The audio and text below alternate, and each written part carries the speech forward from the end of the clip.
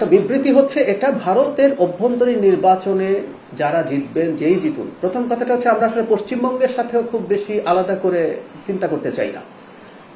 যেমন একটু একটা প্রসঙ্গ আনি যে আমাদের তিস্তা চুক্তি নিয়ে একসময় পশ্চিমবঙ্গকে আলাপে আনার চেষ্টা করা হয়েছে। দুটো রাষ্ট্রের মধ্যে যখন চুক্তি হয় আসলে এটা দুটো রাষ্ট্রের চুক্তি হবে। সো ভারতের অভ্যন্তরীণ রাজ্যগুলোর মধ্যে জনগণ যাদেরকে নির্বাচিত করবে, হ্যাঁ, আমরা যেহেতু আমাদের একদম নেইবারিং এবং আমাদের সবচেয়ে লম্বা সীমান্ত এই রাজ্যের সাথে আমাদের এই সম্পর্ক ইন্টারাকশন এটা কন্টিনিউ করবে।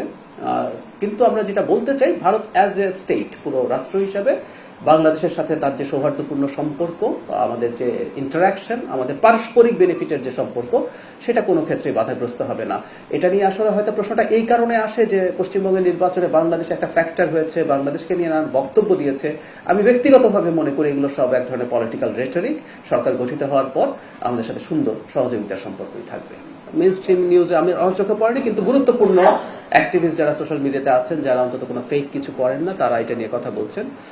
আমি ব্যক্তিগতভাবে এখনো নিশ্চিত নই যে এটা আসলে কেন হয়েছে। এক ধরনের মানে যেতে না দেয়া যদি হয়, এটার একটা ব্যাখ্যা, মানে ওনাকে তো শুধু বাধা দেওয়া হয়েছে যেতে, তাই তো? ওনাকে কি আটক করা হয়নি তো? এই যে বাধা দেওয়া হয়েছে, এই ব্যাখ্যাটা নিশ্চয়ই সরকার দেবে এবং আমি সংশ্লিষ্ট বিভাগ বা মন্ত্রণালয়ের সাথে কথা বলবো। একটা কথা মনে রাখতে হবে, একটা রাষ্ট্রের কখনো কখনো বা অনেক সময় রাষ্ট্রের সাথে রাষ্ট্রের গুরুত্বপূর্ণ বা নিরাপত্তার কোনো ইস্যু থেকে থাকতে পারে। সবসময় যে যাকে এ ধরনের বাধা দেওয়া হয়েছে তিনি এটাতে শতভাগ অভিযুক্ত বা উনি এটা দায়ী তা না, কিন্তু সেন্সিটিভ কোনো কিছু যদি থাকে একটু খতিয়ে দেখার জন্য হয়তো, আমি আবারও বলছি, এগুলো আমি আমার জায়গা থেকে বলছি, হয়তো সেটা দেখার চেষ্টা করা হচ্ছে। কিন্তু আমি একমত যে এটা যদি হয়ে থাকে, সেটা কেন হয়েছে সংশ্লিষ্ট মন্ত্রণালয়ের ব্যাখ্যা দেওয়ার জন্য আমি তাদের সাথে কথা বলবো। একটা সরকার বেসরকারি প্রতিষ্ঠানে যা হচ্ছে সেটার ব্যাপারে আসলে কি করতে পারে? বেসরকারি প্রতিষ্ঠানের যে নিয়ম নীতির অধীনে কেউ চাকরিতে যান, কেউ যদি সেখানে অন্যায়ের শিকার হন, তিনি যদি সংক্ষুব্ধ হন, তিনি কিন্তু আইনি প্রতিকার চাইতে পারেন।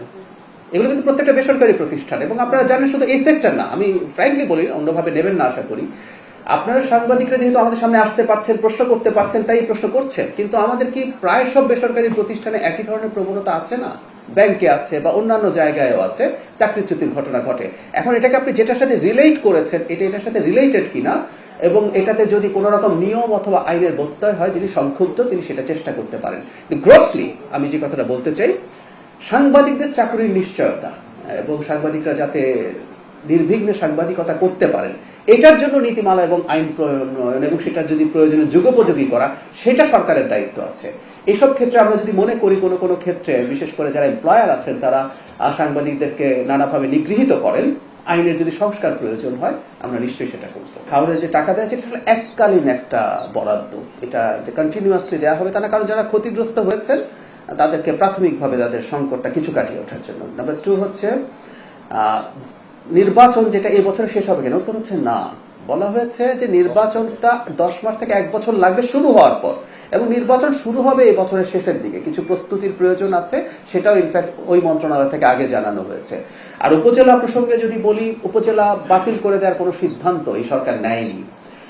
অফিস দেওয়াতে উপজেলাকে খর্ব করা হচ্ছে, ব্যাপারটা আমার কাছে এইরকম মনে হয় না। বরং আইনগতভাবেই আপনি যদি খেয়াল করেন, উপজেলা পরিষদ যে আইনের ধারা 25, এটা নিয়ে আমরা একসময় প্রচুর বলেছি, লিখেছি, সেখানে তো একজন সংসদ সদস্য উপজেলা পরিষদের উপদেষ্টা হিসেবেই লিগালি আছেন।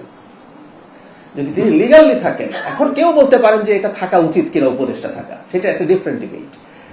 অফিস রাখার মাধ্যমে আসলে সেটাকে যে নতুন করে অনেক বেশি খারাপ করে ফেলা হলো, মোটেও ব্যাপারটা সেরকম না। কারণ আমরা যদি এভাবে তর্কটা বা যুক্তিটা দেই যে একজন এমপি যেহেতু উপজেলা পরিষদের উপদেষ্টা, তার তো উপজেলা পরিষদে একটা অফিস থাকা উচিতই। আবারও বলছি, এই আলাপ সমাজে আছে, কেউ করতে পারেন যে তারা আদৌ উপদেষ্টা থাকা উচিত কিনা।